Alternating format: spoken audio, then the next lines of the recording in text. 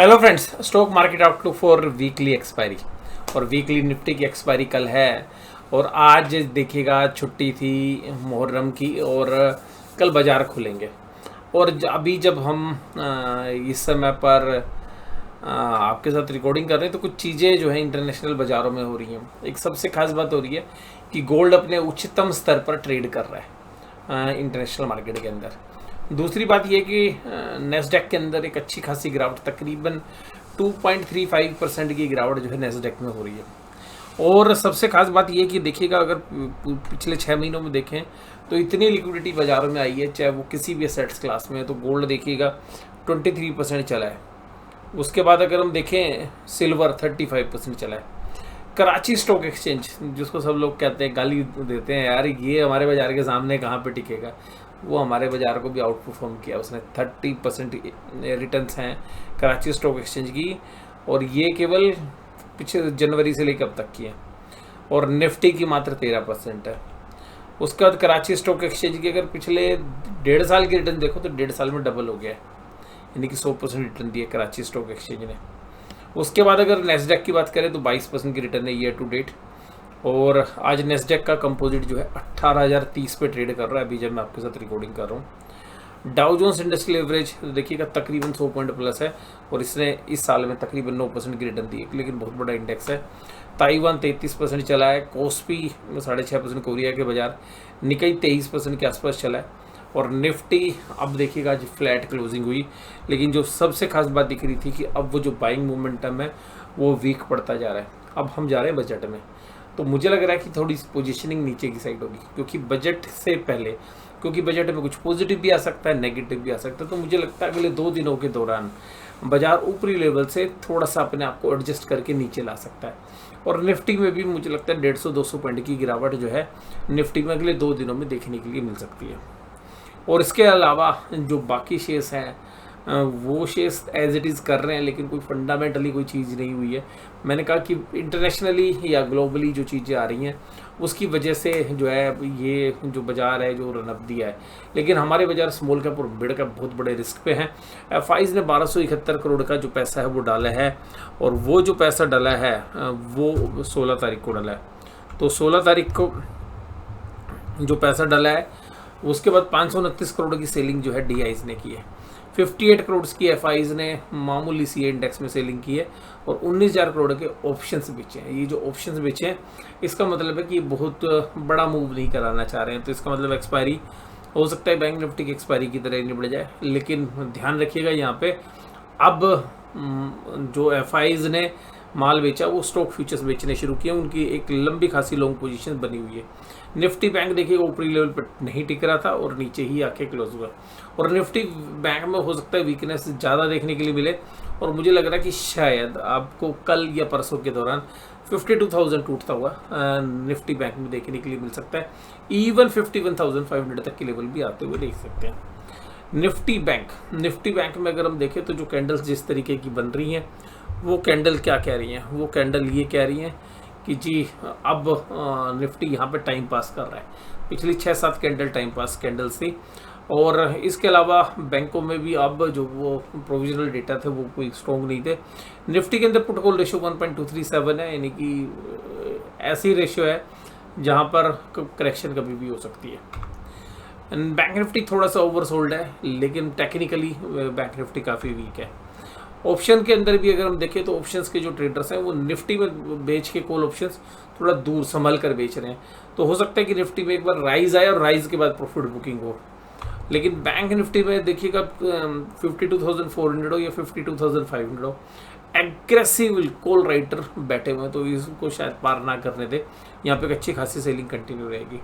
देखिएगा जुबलेट इंग्रीविया के रिजल्ट आए और यहाँ पर सेल जो है पिछले साल के जो लेवल्स थे उनके आसपास ही मेंटेन हुई, लेकिन प्रॉफिट लगभग 20% के आसपास गिरकर काम कर रहा था।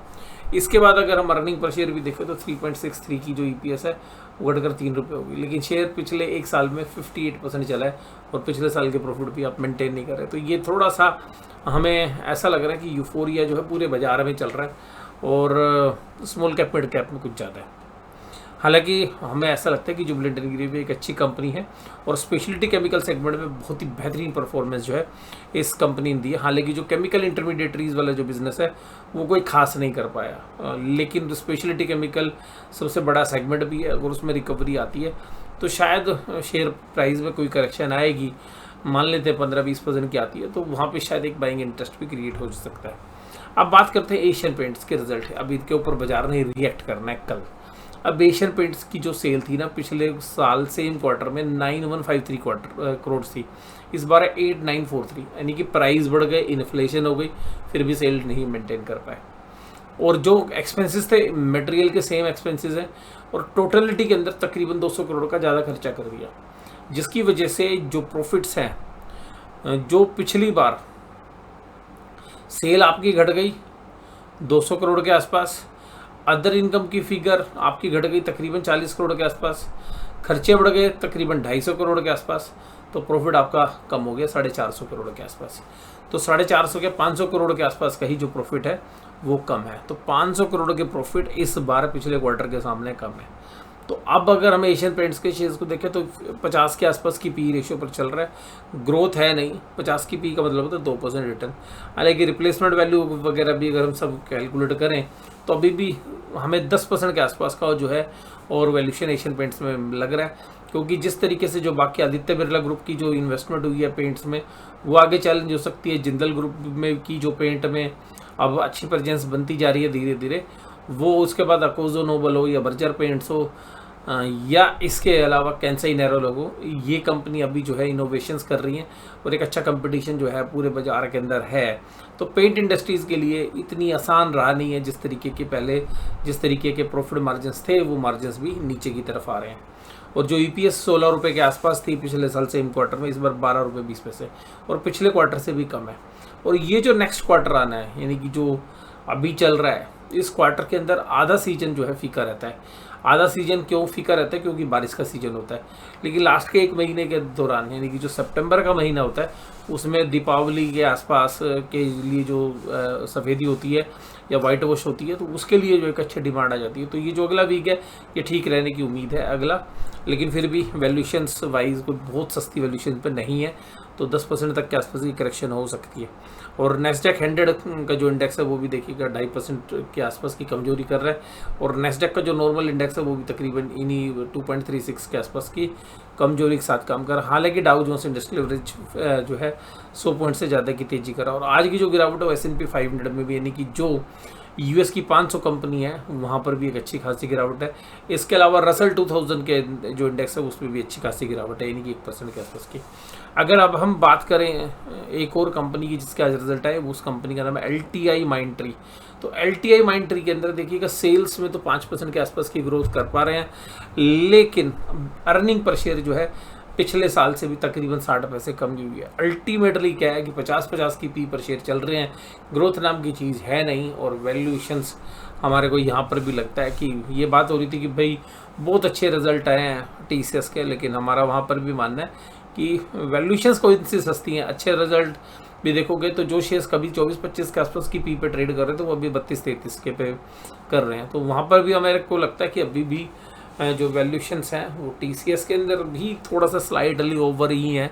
और LTI माइंडट्री के जो वैल्यूशंस है वो भी 50 के आसपास की पी है, और ग्रोथ नाम की चीज़ जो है दिख नहीं रही है यहाँ पे। तो बस इस वीडियो में मैं केवल इतनी ही बात आपके साथ करना चाहूँगा। और आज के जो एनालिसिस में हमारा जो व्यू है, हम तो देखिएगा एक ही व्यू लेके बैठे हुए हैं। हो सकता है कि देर सवेर यहाँ पे, क्योंकि ख़रीदारी में बहुत बड़ा रिस्क है, और रिस्क ये है कि वैल्यूशंस भी और कभी भी बाज़ारों के अंदर करेक्शन आ सकती है। और इस समय पर पैसा डाल के बैठना कुछ वैसा ही है जैसे वेलकम फिल्म के अंदर अगर आपने देखा हो तो एंड में वो जो कॉटेज था उसके अंदर जो पार्टी हो रही थी और नीचे जो म्यूनिसिपल कॉरपोरेशन वाले उस घर की नींव काट रहे थे, तो कुछ वैसा ही स्थिति लग रही है मुझे अभी। तो वो नींव काटने में महीने भर का समय लगता है, 2 महीने या 3 महीने, बट हमें बाज़ार में काफ़ी रिस्क लग रहा है इस समय पर। और वैल्यूशंस भी स्ट्रेच हैं, रिजल्ट आ नहीं रहे हैं, लेकिन लिक्विडिटी प्रचुर मात्रा में उपलब्ध है बाज़ारों में। अब वो लिक्विडिटी एकदम कब वापस होएगी इसका इंतज़ार करिए, क्योंकि बड़े प्लेयर्स हैं जब माल बेचने पे आएंगे तो एक तरफा माल बेचेंगे, एल्गोज़ के थ्रू माल बिकता है अब, और वो वन साइडेड सेल ऑफ होती है। तो हमें लगता है कि यहाँ पे जो करेक्शन आएगी वो स्मॉल कैप और मिड कैप पे तो स्पेशली बहुत खतरनाक करेक्शन आ सकती है। आज की इस वीडियो में बस केवल इतना ही। वीडियो देखने के लिए धन्यवाद। Thank you very much.